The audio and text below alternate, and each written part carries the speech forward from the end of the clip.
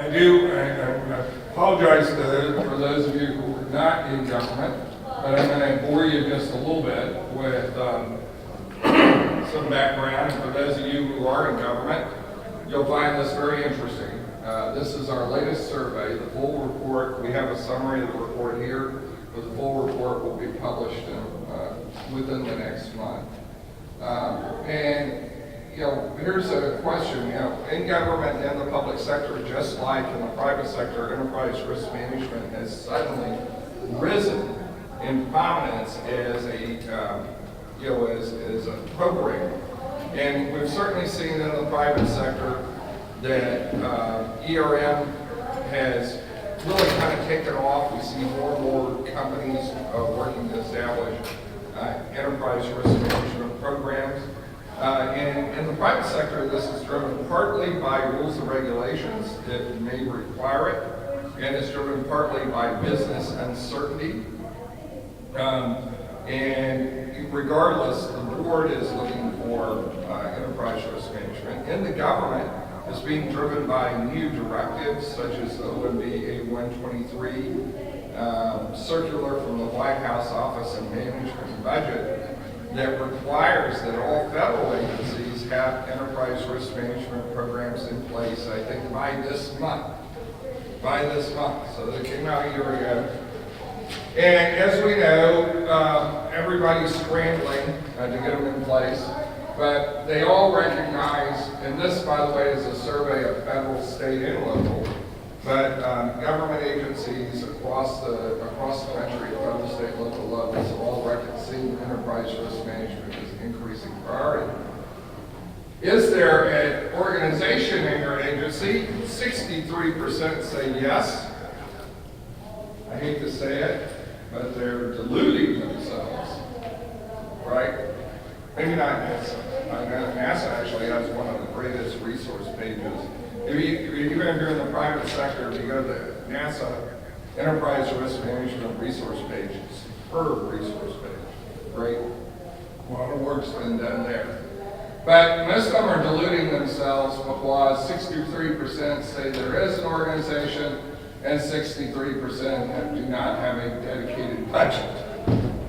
If you do not have a dedicated budget, you do not have an organization. All right?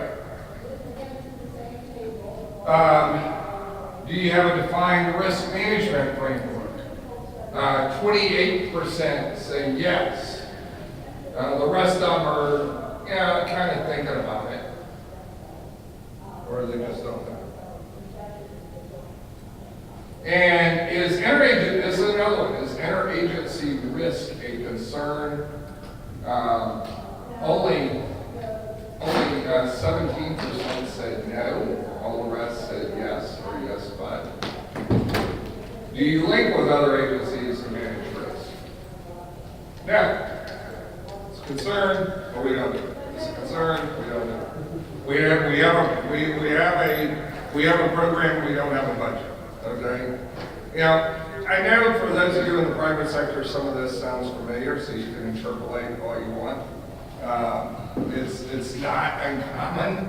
So, but it does tell us that the state of maturity for enterprise risk management, in the public sector at least, is at a very low level. It's emerging. It's kind of emerging. The same as in the private sector, which may have a 1 or 2 year jump on the public sector, but it's not that far ahead as well. So that's where we are. Now the rest of this presentation is really relevant whether you're in the public or private sector. Excuse me. What's going on? Could you please leave?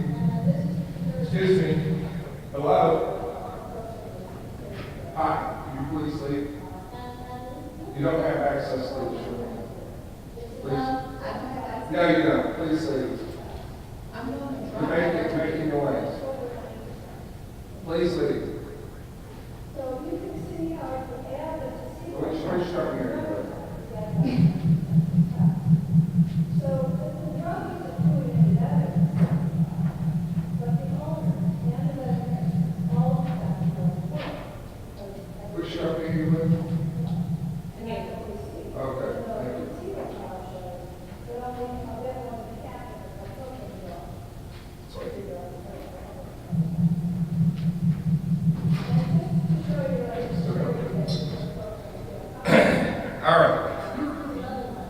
We own this room until whatever. All right.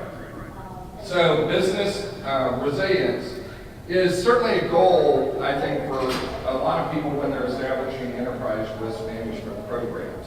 And what people mean by business resilience can be different depending on what industry you're in.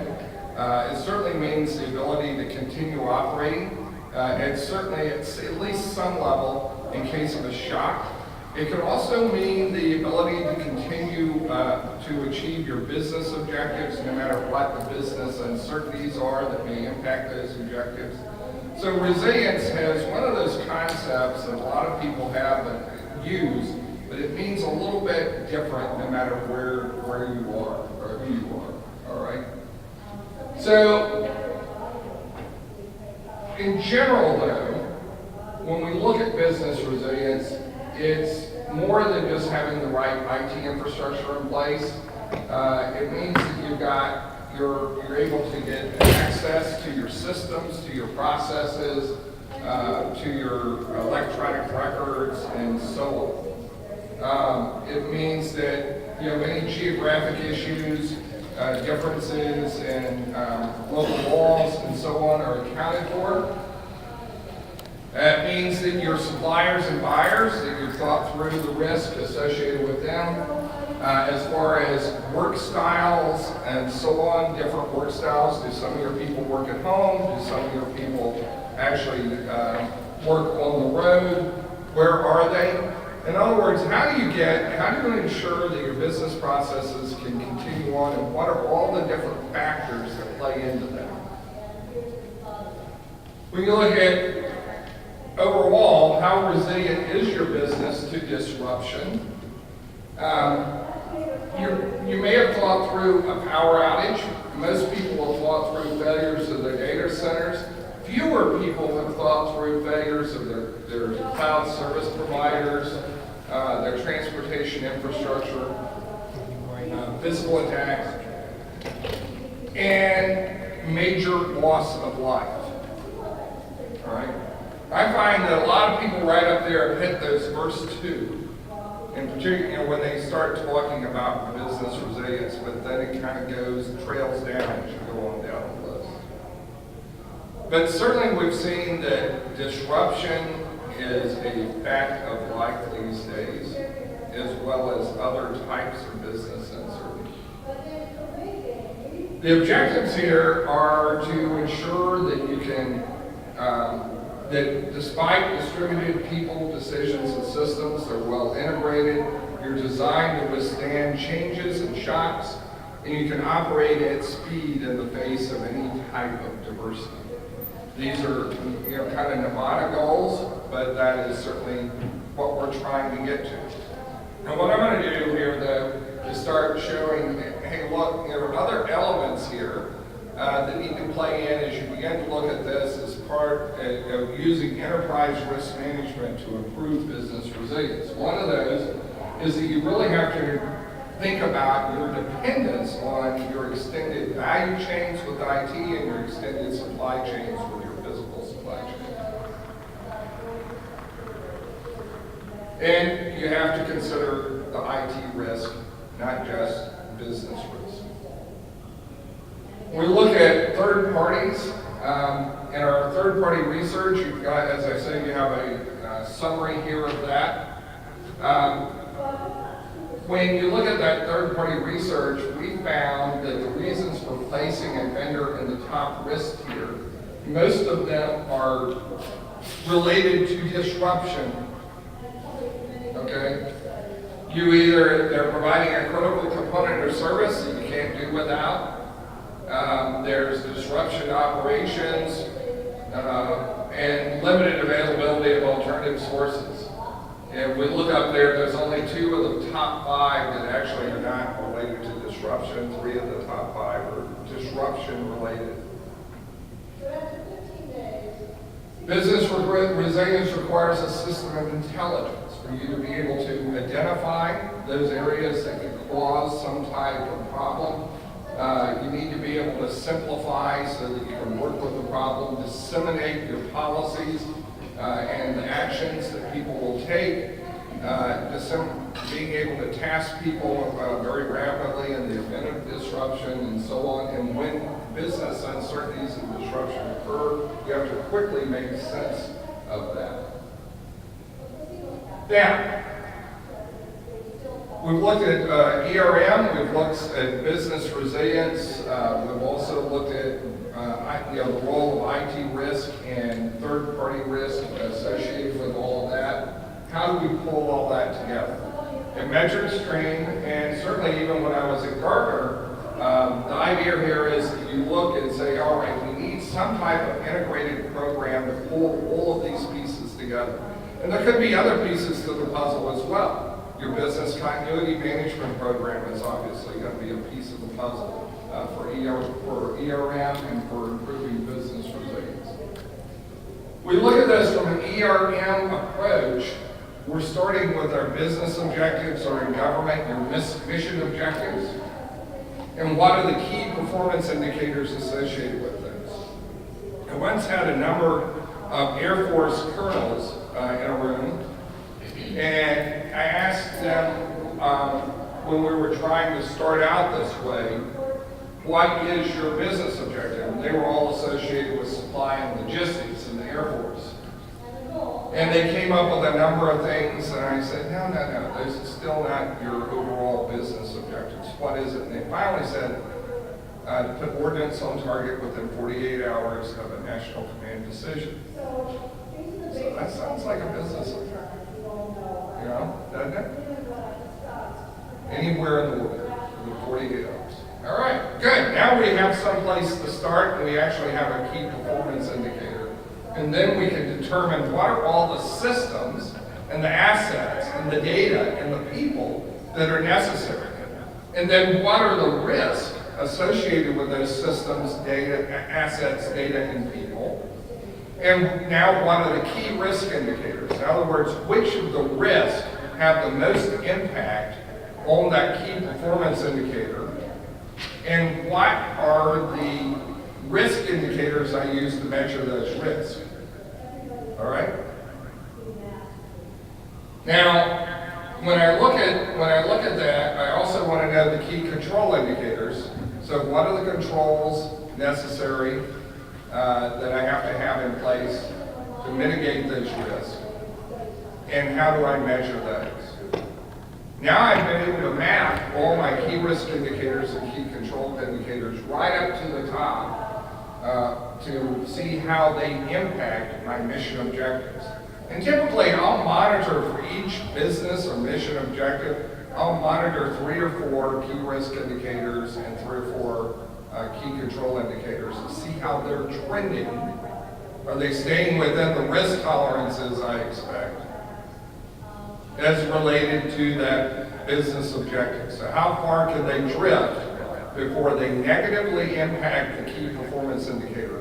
And by that I mean, how far can they go before the uncertainty associated with that key performance indicator gets out of my comfort zone that I can actually achieve my business objective or mission?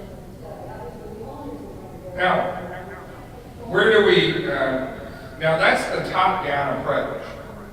Now we know across our enterprises, we have a lot of bottom-up activities going on associated with compliance, associated with managing our vendors and the contracts associated with those vendors. We have audits happening all of the time. We have our business continuity planning that's occurring. So we have all these bottom-up activities that are actually generating all of this data for KRIs and KCIs, right? So for IT risk management, we may start with what are the IT services that our own IT organization provides? What are the SLAs, service level agreements? In those service level agreements, guess what? I have KPIs. An SLA, if it doesn't have a key performance indicator, essentially, it's not an SLA, right? So you have to be able to measure it. So you have the KPIs, and one person's KPI is another person's KRI. In other words, if I say that I'm going to provide services with a 99.9% uptime, then for the person who's receiving those services, the opposite of that 99.9% uptime is the KR, right? One person's KPI is another person's KR.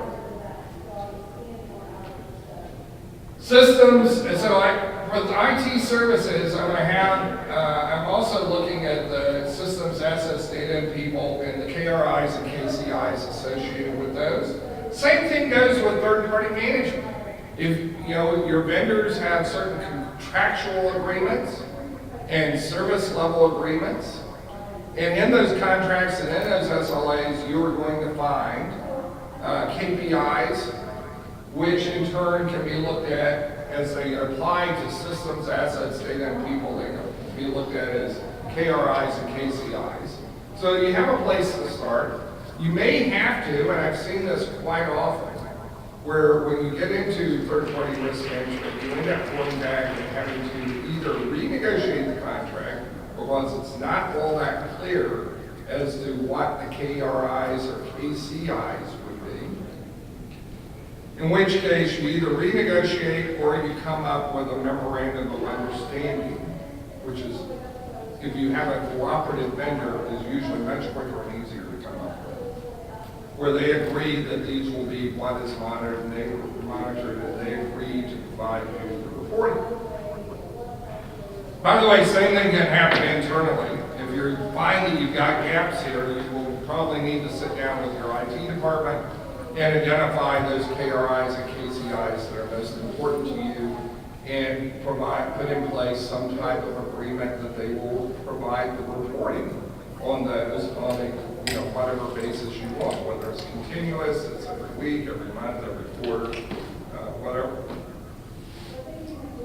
So the point is here, though, quite a bit of this information, if you have an IT security program and you have a third-party management program, quite a bit of that data is already being generated, right? So the idea is to be able to link that data to the top-down KPIs that you're looking for. In other words, they're producing the KRIs and the KCIs already.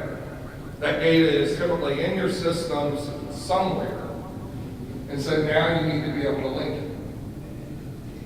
And you come up with, voila, an enterprise risk management program that is not just a bunch of people sitting around a table once a year saying, what are our strategic objectives? What are the risks to those? Are we managing the risk? And that's what enterprise risk management was up until about 2 years ago. I started seeing people starting enterprise risk management programs quite a bit after the financial crisis. And that was, once again, due to regulatory pressures. Some of it was due to the stock exchanges putting pressure on it, because every one of the stock exchanges has a requirement that publicly listed companies have an ERM program. Every single one of them do, all around the world. They all copy each other. So, they start getting pressure from these external sources, and sometimes it's just the board saying, I don't think you know what the risks are, CEO or CFO. And so they get this going. And in government, as I mentioned, it's OMB A123 on the federal side, and similar types of directives at state and local levels. But my point here is you have, with this sort of integrated GRC approach, all of these bottom-up activities, and there are more. It could be your business continuity management program, it could be audit is doing a lot of risk assessments and so on, but this data is there. And if you have a common system of record that everyone is operating off of, then you're able to now link this data from the top, that's down at the bottom. Quite often, quite a bit of it's already there. You're able to link it right up to the top.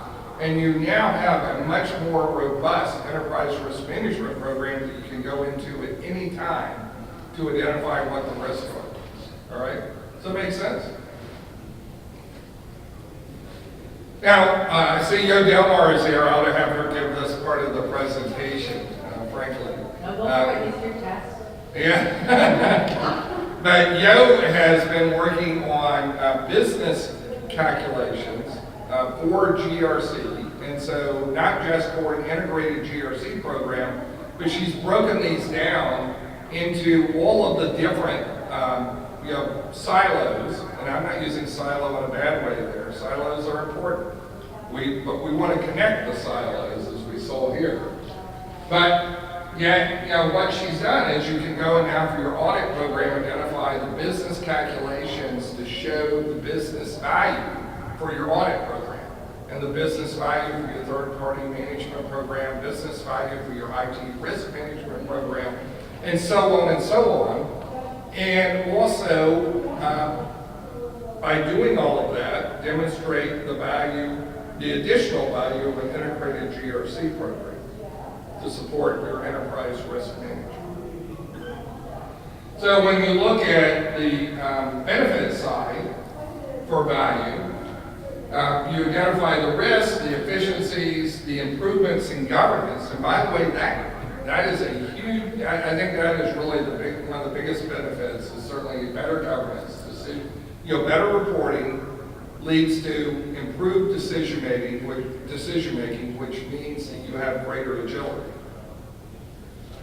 And then cycle time, all of these efficiency types of things, but also the effectiveness measures. Frankly, risk management is the glue that connects the very top level decision making and where through our governance processes, we set the business objectives, we set the strategy, and then it connects that down to the coal phase where people are executing on that strategy and that business. So we go without a common understanding of the risk, then we're setting business objectives without understanding that risk. And then when we get to the coal phase, people look at the business objectives and go, what are they talking about? That's going to kill the company, or that's really going to damage the reputation of the agency. And so you never ever really achieve those goals because the people if they're out there executing think it's not necessarily achievable because obviously you didn't think this through. And the people at the top who actually know the business objectives very well are not getting that echo from the bottom to find, to say, hey, here's really what you need to think about if you really want to achieve these goals. Risk management is a key glue. Now on the cost side, obviously you can measure the benefits, but on the cost side, there are costs. There are the direct costs, the hardware, the software, the consulting services. You may need additional staff as well, or contractors to support this. There's costs associated also, though, if you don't do this right, you end up with failures, business interruption, reputational and brand damage, and then lost opportunities because you're not able to manage risk as well as your competitors. I'm going to summarize this up. Applying integrated GRC to enterprise risk management. First of all, I think one of the things that's common across companies, no matter what your business objectives are, is this goal of improving business resilience. So look for a champion, try to make this an enterprise-wide priority. One of the things I would urge you to do is get the CFO on board for enterprise risk management. You have to have this chief financial officer on board. That doesn't matter where you are. Because the CFO is really the person from a financial standpoint who is responsible for ensuring that the resources are there to achieve the organization's objectives. So get the CFO on board. Establish a GRC working group with all of the different groups from enterprise risk management, IT risk, BCM, vendor risk, and so on represented. You may not start right at the top with enterprise risk. It may be that you're going to start with one of the other activities and then get a couple of functions in place with applications to support IT risk and vendor risk, for instance, and then BCM, and then maybe you look at enterprise risk, or maybe you want to start from the top and say, look, I need to at least have my goals, my business goals and objectives established, my KPIs, understand what the key KRIs are, and then I'm going to start building out from the bottom. You can go either way, and like I said, Yo Delmar is part of, or leads our GRC Journey program. It helps organizations figure out where to start and then how to get to that perfect ending. Make sure that you look at the business value, build your case around the business value calculations that we have at MetricStream. These are, frankly, vendor agnostic, whether it's us or somebody else that you're using, or a mixture, which is quite often the case. You can use these business calculations to build out the business case for integrated GRC, enterprise risk management, and any of those additional functions. You'll need a program team. You saw a number of our program visionaries and program leaders getting awards yesterday. Is there anybody in here who received an award last time? Any may. Okay. So, a number of these people are here who have gone through these before, but I'm sure every one of them will tell you that you don't get to first base without having a good team established to support your GRC program.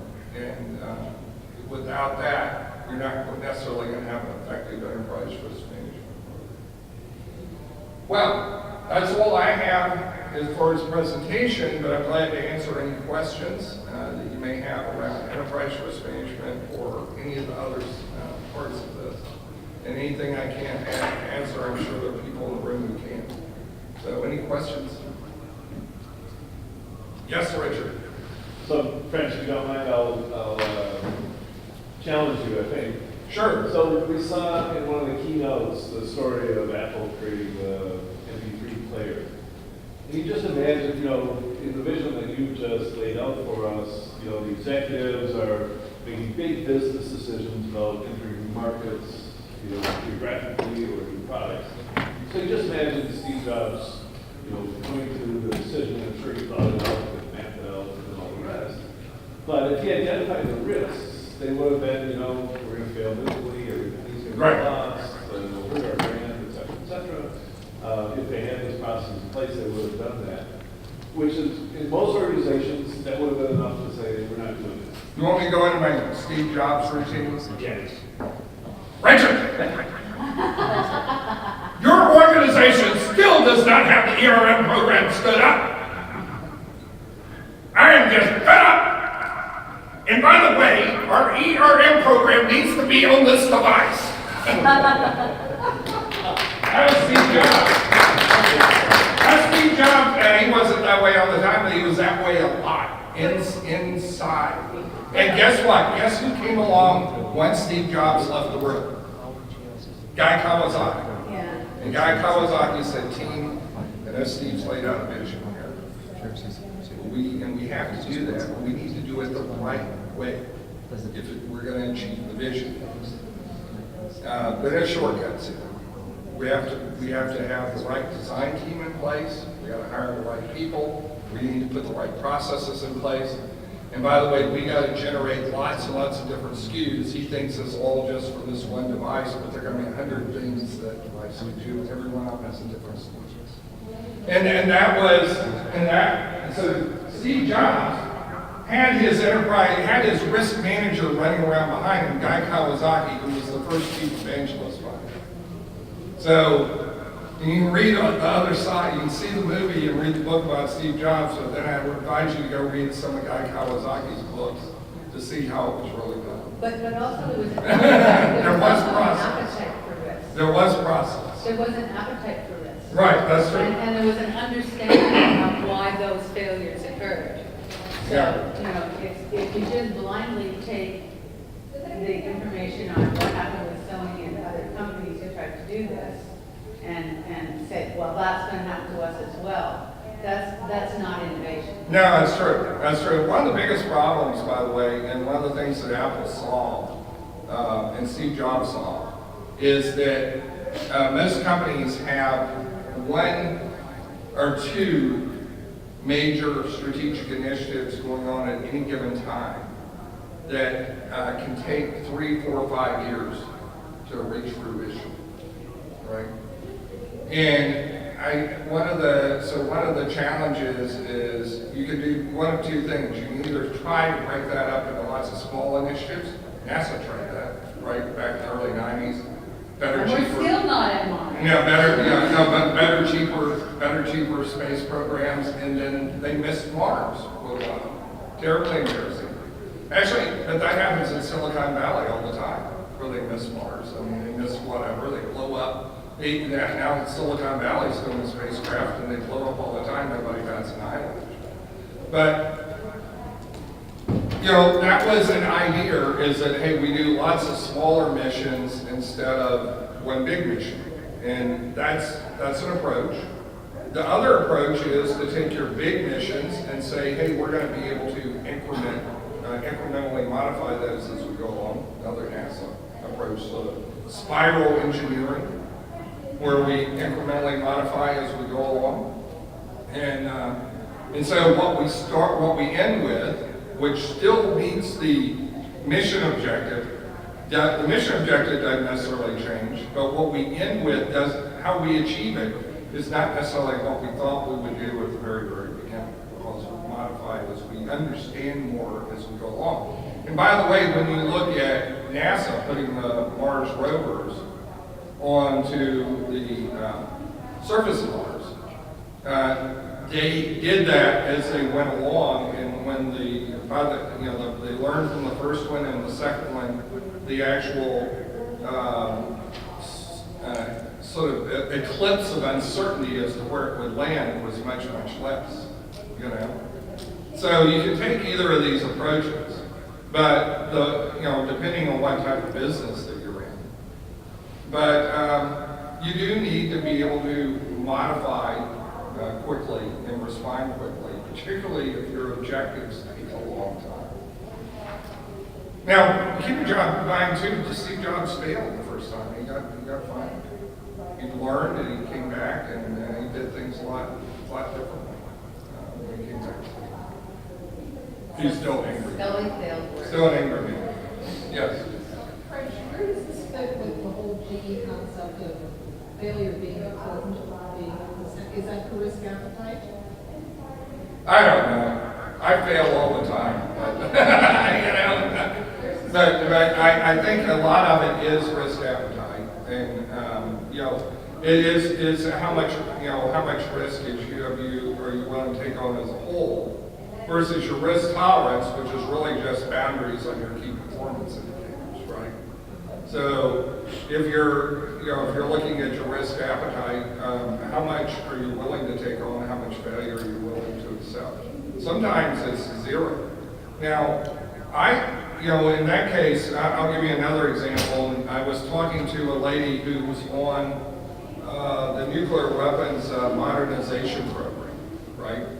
Nuclear weapons get old, they have to be modernized. Under the Obama administration, it was a major initiative.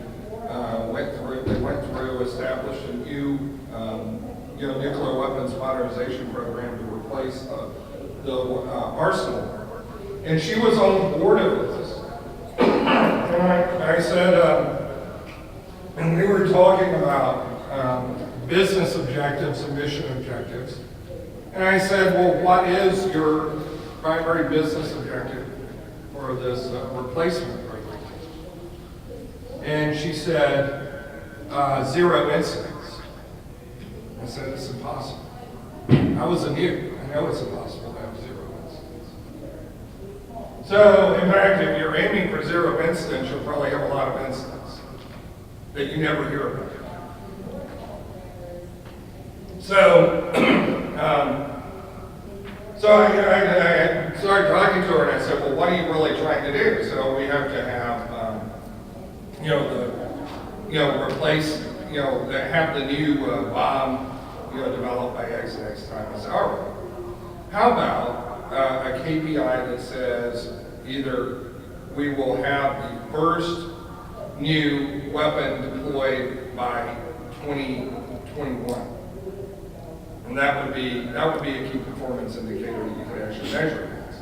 Now, incidents or key risk indicators, you need to break it down as to what types of incidents you are willing to accept will happen versus those that just can't happen, right? Because the ones that you're willing to accept to happen give you key risk indicators that tell you if you're getting close and negligent to the point where they're really bad. Most of us in the room here weren't born when the Air Force dropped, hydrogen bombs accidentally off the coast of Spain. But that was really bad. Now that's the closest that that program ever came to actually blowing something up that they didn't want to blow up. But most of us here in the room remember a few years ago when the Air Force accidentally shipped nuclear weapons to, I believe it was to Polk Air Force Base in Louisiana, or from Polk Air Force Base in Louisiana to somewhere in Arkansas that they weren't supposed to ship. FedEx losing your package is one thing, the Air Force losing nuclear weapons is another. So, and that's pretty bad. And it led to an entire review.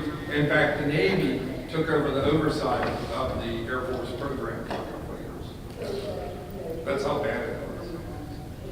So, but you do want to have at least some areas where you tolerate failure because it can tell you if you are getting to the point, give you leading indicators as to whether something really bad could happen.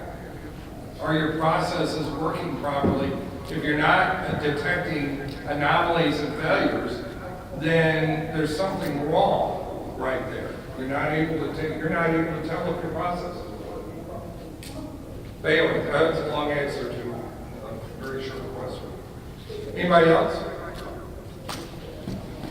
So key risk indicators, keep in mind, key risk indicators are leading indicators of performance. And I've actually seen companies use them. There's a European car company that I worked with that uses lost cars to measure anything that goes wrong in its production processes. So, for instance, if the inventory management system goes down, for a couple hours, it's not a big problem in the production line because the inventory is still on the shelves and they pull inventory, doesn't stop the line right away. If it goes down for more than 2 hours, you start incurring lost cars.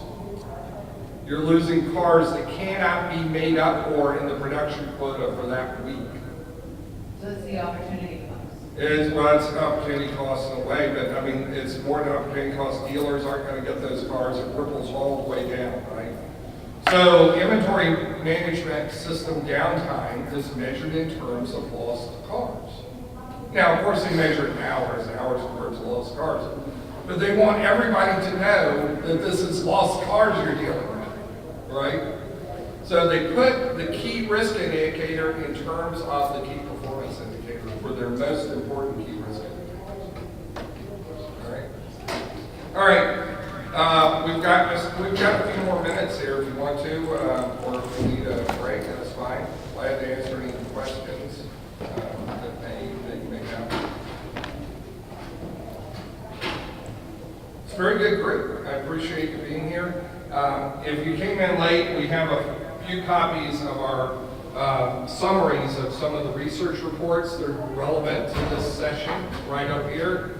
Third-party risk, IT risk, and ERM in government, right here. All right. Thank you very much.